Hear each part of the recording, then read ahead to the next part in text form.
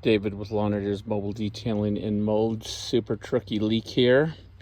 Came out a couple of weeks ago to find the leak in this 1992 Honda Accord.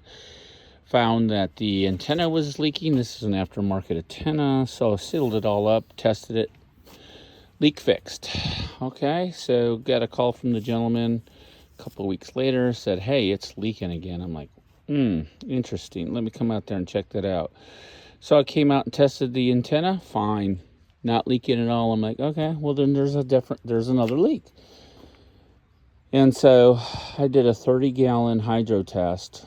I couldn't get water, a drop of water into this trunk.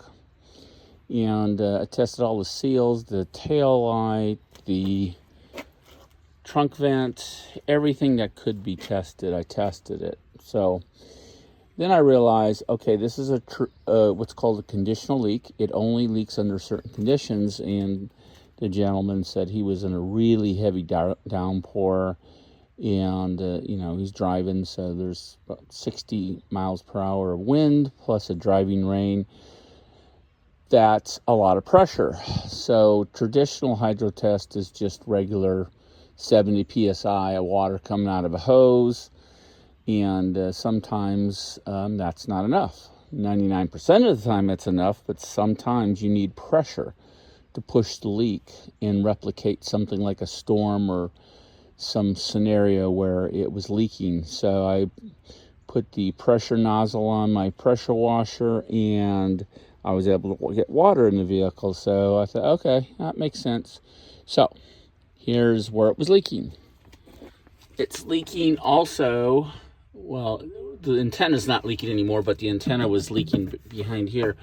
So you can see those drips there. It was leaking up above here behind those wires in a lap weld.